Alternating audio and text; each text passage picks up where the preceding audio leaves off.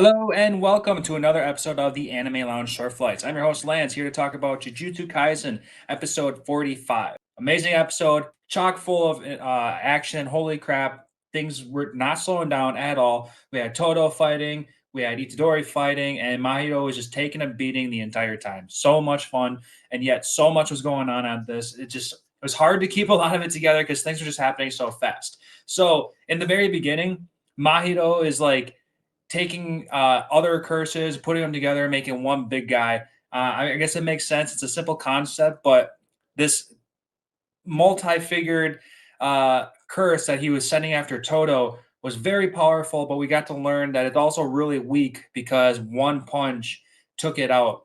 And that's really because that big powered up curse was using so much of its energy to put out an explosive attack that once it took an attack, it just knocked it out right away. Now, the sad part was after Toto took out that first one, we got to see two more of them, but we didn't get to see the fight with them. So they were kind of just there, and we can just use our imaginations on what happened to them. So that was a little crappy, but oh well. The main fight was with Mahito, so we needed to obviously focus on them. So Mahito activates his domain expansion. And the fun part was when he uses his domain expansion on Itadori and starts to affect Sukuna, Sukuna promised that he was going to kill him. Except for this situation, like he didn't activate his full domain expansion or something like that. Something wasn't fully activated and Sukuna wasn't affected. So he didn't kill Mahito on the spot.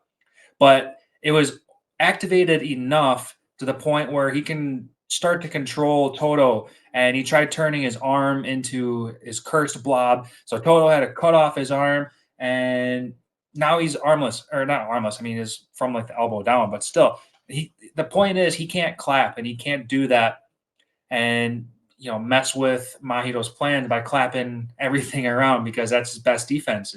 He's so good at it. Except there was that one part where he like clapped his hand with his bloody gash, and that was kind of gross. But we got to learn that it doesn't matter if it's just Toto clapping his own hands; he can clap Mahito's hand too. So that was really interesting. Did not see that coming. I was so excited to see something like that happen because honestly, it saved Toto's life being able to clap his hand and switch spots with Itadori, so Itadori can take over the fight. I don't know if you guys noticed, but Toto's hand was like all melty and it was affected by something. So that was really interesting. But now Itadori is fighting Mahito and he's going all out. And they're exchanging Black Flash blows, which is very interesting because even Mahito is using Black Flash, and it's so crazy. I totally forgot like how important Black Flash is because we got to learn again that Mahito used his domain expansion a little, but then took a Black Flash hit to his body and like almost immediately after, and they were explaining how that is affecting his own soul, and he can't have. He's just not doing a good time with it. Enough to the point where when Mahito transformed into that really cool idol transfiguration, he had that power up that they showed like a cocoon. I assumed he was going to get wings after they showed that, like a cocoon going to go into like a butterfly, but we didn't get that. But when they were like down in that watery area, Mahito did kind of seem to have the advantage and he was about to take out Itadori, but then he had that moment where that Black Flash was really affecting him, and he couldn't take another step forward. And yeah, he called his own bluff. He was like, "Oh, we're so full of energy," and I thought that was very strange because he clearly stopped because he was hurt. I don't know, whatever. They're both going to continue back at it, and they're jumping all around this area, and they tried to tell us that Black Flash can't be controlled, and you can't use it on a whim. You can't just call it and summon it and use it. But here we have Itadori. He's gonna use it, and he's taking out Mahito with that one last hit. And after Mahito takes that last hit, it was really cool, by the way, where Mahito's like armor was coming off his face. He had half his face armor, half his face regular, but whatever.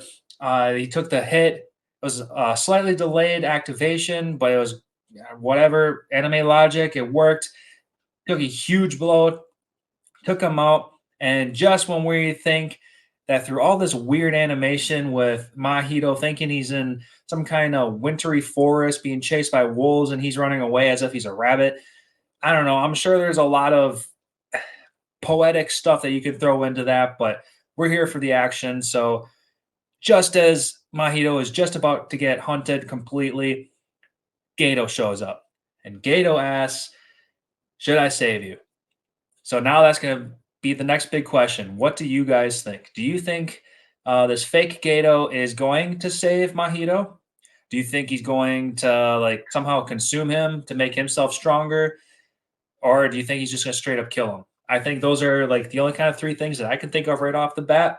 I don't think he's going to survive. I think Gato's going to kill him. Uh, That's why I also kind of thought that he might absorb him somehow, but I don't think Mahito's going to survive this.